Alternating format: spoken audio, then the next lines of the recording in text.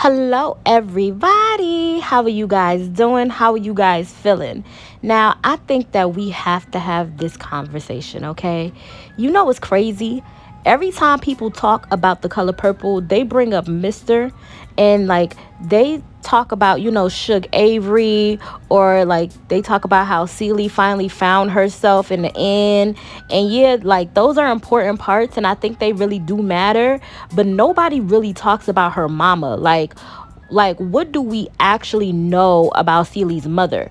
Like, why is it that she barely even in the conversation? Like, when so much has happened, like so much of Celie's trauma started in the household, and I think it's important that we talk about that. Like, that's the part that I want to get into today, like in this video. So not to blame anybody, but to understand how these cycles or circles how they start, and how they repeat, because Celie didn't just, randomly end up married to a cruel man. That actually came from somewhere, that was already set in motion before she even had a voice. So I think it's very important that we talk about that. Okay, let's take it back to the beginning. Celie started off the story, getting ard, right? They talk about that, we talk about that, like that's how the story starts off, right? She gets ard by the man she thinks is her father, right? He gets her pregnant twice, and then he takes both babies away, right? One side of it is that he claims, the children are dead, right? So he claims that the child is dead, the children are dead, and the other one he sells off, that's already, gone, right? So he sells off one of the children, right? But then on top of that, her mother is sick, so physically and mentally, right? And she's not there for Celie when all of this occurred, right? Not emotionally, not as protection, nothing, It's like Celie had no safe space, not even inside her own home. And that's when I started wondering, like, what happened to her mom? Because like no mom would just sit back and let all this happen. Like if she had power to stop it, why would she not stop it, right? So I think it's important to just think about that, because that's what I'll be thinking about, right? Now here's the part a lot of people miss, like unless they read the book, right? Afonso, the man who was RAing Celie, isn't even her real dad, right? I talked about that, right? Celie's real dad was a black businessman. He owned a store. He was doing well, but the white men in the book lynched him. That's why her mama, broke down. She lost her husband, her stability, her mental health, and probably her will to fight after all of this had happened, right? And then she married Afonso, and that's how he got into the picture. Now, that's like a real thing to discuss, and that's not just an opinion. This is like straight from the book, right? So yes, her mama was a victim too. So yeah, her mom was definitely a victim, and I'm not ignoring that. Her husband was murdered in cold blood for simply being successful, right? And that's deep in itself. And she probably had no real choice, when it comes back to marrying. Like Afonso will come back to how women were married off back then. Back then women, especially poor black women, didn't get a pick, or like they didn't even get a chance to choose. A man showed up and said, yeah, you're mine now, and that's how that went, right? But here's the part, the hard part for me to sit with, right? If she knew Afonso was evil, why didn't she do more to protect her daughters? I get all that was going on with her. Like, I know she was grieving and I know she was sick, but it just hurts to think that Celie and her sister had to like suffer because nobody stepped in, like no family, nobody, And then look how the same thing repeated with Celie, Her mama loses her husband and ends up married to a cruel man. Then Celie, after being ard and robbed of her kids, is handed off to another cruel man, Mr. Same cycle, same silence, right? Same survival mode. It's almost like Celie became her mother, without even realizing it. And she stopped speaking, just completely just stopped speaking. She went numb. Like, she didn't like exist through the entire time, but I think that she just didn't let her voice be heard. but she was like alive, and she was there and present, and all because she didn't get to choose, just like her mama didn't get to choose. And I think that hit hard for me. And let's be real, this ain't just about the color purple. This happens in real life too. Like, so many of us come from households where our parents were just trying to survive, where your mom was probably broken down, before they can even like pour into you. They were broken down, where trauma got passed down because nobody had the tools or the freedom to stop it. That's why I say this ain't just like a story. It's a mirror. A lot of black women saw themselves in Celie, but a lot of us also like see our mothers in Celie's mom's shoes, and that's a part of the problem. Like, nobody is stopping these cycles. But what gives me hope is how Celie eventually broke the cycle. She learned the truth about her real father. She found out her kids were alive. She built a life on her own terms. Like, she left Mister, she found her voice, she became the woman her mama could have been, if she had the support. And if the world hadn't beat her down first. The world just abandoned her mom. Celie didn't even just survive, she healed.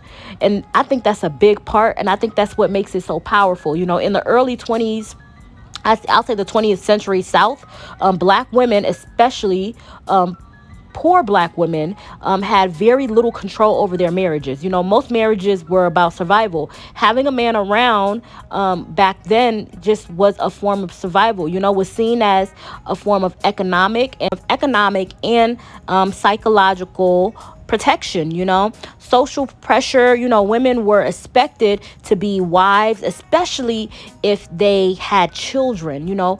Power dynamics, we have to speak about that. Many men simply took what they wanted, especially after slavery, when laws like still didn't fully protect black women. So when Celie's biological father was murdered, her mother probably didn't have much say. It's likely like someone in the community or like Afonso himself stepped in under the pretense of helping a widow mother, but instead took over her household.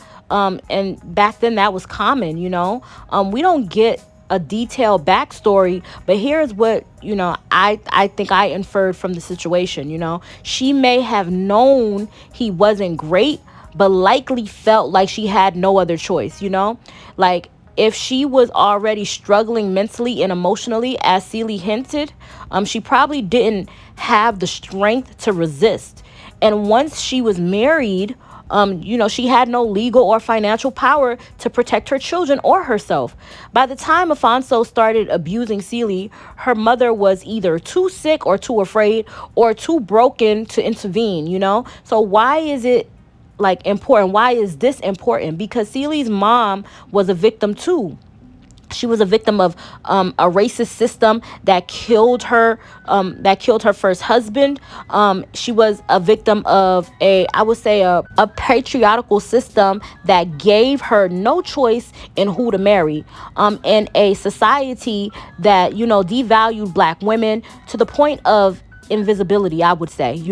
And in many ways, Celie inherited her silence. Her mother didn't, or I would say she didn't or couldn't protect her.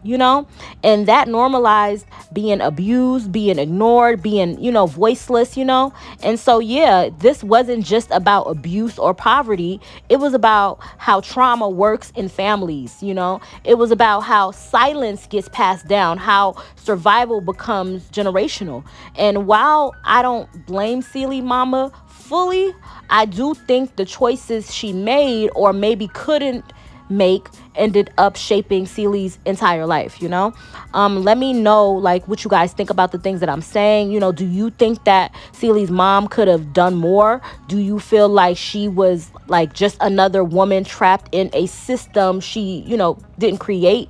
Could she have protected her daughters if she had a little more help? Drop a comment. I really want to know what you guys feel. Let me know if you think I'm wrong for kind of pointing this out. I don't really want to blame blame anybody or make anybody a fault to this. I just really want to break it down how we never talk about Celie's mom and how we should have talked about Celie's mom. And we really got to get into like the background of The Color Purple, to really understand why it was so significant, towards the end when Mr. finally turned things around, or understand why the father was even connected and how did that like breakdown happen. I think I was always curious about it, and I think it's very important to talk about it so we can talk about it together and see the world that we live in and the world that we used to live in, and just see how things have changed. I love you guys to pieces. Let me know what you think. I love you. Bye-bye. Let me tell you what I love most about The Color Purple. It really shows that the woman comes with a favor. And I've been saying this. See, Celie, when she was with Mr., his life, she made sure he had food, made sure his kids was taken care of, even though he beat and abused her and didn't want to value her worth. Suge was his dream girl, but Suge was not about to cook for him, take care of his bad kids, clean his house, give him peace. Everything that Celie did, Suge wouldn't dare do that for him. I remember towards the end of the movie when Celie got the boldness and confidence to tell Mr. that she was leaving. And he looked at her and said, "You're black, you're ugly, you ain't talented like Suge, you're not going to make it in Memphis, and you will be back." And she looked at him and said, "Until you do right by me, everything you touch will fail." And listen, when she left, the favor left with her. His land was cursed. His house fell apart. He was a wreck. Full of revelation coming, because the moment she left, she walked into her inheritance. See, her real biological father left her a house, left her a business, left her some money, and she began to do way better in freedom than she was in captivity.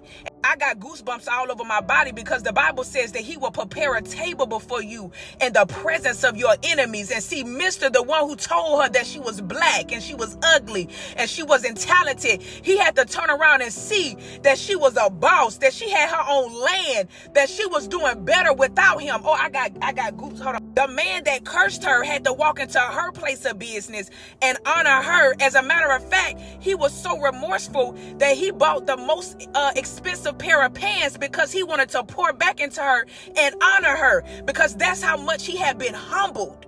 There are some blessings that God has with your name on it, but because you see your captivity as comfort, you can't walk into your inheritance. See, Mr. gave Celie shelter and food. That was her comfort. The moment she made up in her mind and said, "This is not my destiny. I don't know what's on the other side of my boldness. I don't know what's on the other side of my freedom, but I'm not going to die right here." That's when she received her inheritance. Most importantly, this is where the miracle happened. She was reunited with her sister that was ripped away from her from childhood. See, God humbled Mr. so much. See, Mr. was really a punk, and Suge revealed that. His dad bossed him around. His kids bossed him around. His dream girl talked to him crazy. Is that Celie feared him because he beat her. I'm going to say the last part about the movie, and I really want y'all to go watch it because it really moved me beyond words. Remember when Celie told him, "Until you do right by me, everything you touch will fail." See, Mr. still held the power to reconnect Celie and her sister, because his address was the point of contact, and she kept sending her letters. She sent a final letter, and she said, "Look, I need a favor. We stuck in Africa. They don't know if we American citizens or immigrants. We lost our passports." And ultimately, Mr. sold his land and reunited the sisters back together. And so when the Bible says, "I will make your enemies your footstool," you have to, but it's like the scriptures really unfold itself in this movie, and it's very powerful. It really moved me to tears. So I really highly recommend y'all go watch it. The movie is a 10 out of 10. I loved it. Fantasia did a phenomenal job. Fantasia was my favorite character, because she suffered the most. And then her voice, it just penetrates your soul, the way she sings. But listen, all of them were phenomenal. Oprah Winfrey knew what she was doing when she picked out these cast members. Halle Bailey, phenomenal. Oh, I love her. I already know Taja P. Henson ain't coming to play. She literally fit the character of Suge. Oh, I loved it. So y'all make sure y'all go watch it. Let me know in the comments what you thought about the movie. I love y'all. Here are some facts about The Color Purple that you probably didn't know, but if you're new here, my name is Sage. I love all things Black Hollywood and Black excellence, so please be sure to follow if you enjoy this type of content. The Color Purple novel came out in 1982, written by Alice Walker. The novel received such critical acclaim that it even won a Pulitzer Prize the following year in 1983. Alice Walker was initially very hesitant about The Color Purple becoming a movie, but with some convincing and learning that Steven Spielberg was on board to direct the film, she gave the green light. Whoopi Goldberg was known as a comedian and for her one-woman show, and The Color Purple was her first major film role, and she received a lot of critical acclaim, and this movie is what really launched her movie career. The Color Purple film received massive critical success, earning the movie 11 Academy Award nominations. This film was extremely groundbreaking, not only because of the cast, but in the themes discussed in the film. This film tackled themes that were not widely discussed in the 80s, including sexism, racism, also abuse, and this movie got a lot of people talking, especially in Hollywood, in the importance of diversity in storytelling. This film was also extremely huge for Oprah Winfrey's career as well. In the 80s, Oprah Winfrey was known for her talk show, but she received a lot of critical acclaim, including a Golden Globe nomination for her portrayal as Sophia. In 2012, The Color Purple was chosen by the National Film Registry to be a part of the Library of Congress, which shows how important this movie was to culture. If you have not seen the original Color Purple film, please watch it. It is such an important movie. It's streaming on HBO Max, and I highly encourage you watch it before seeing the new remake. Let me know in the comments if you've learned something, and I'll see you guys in my next video.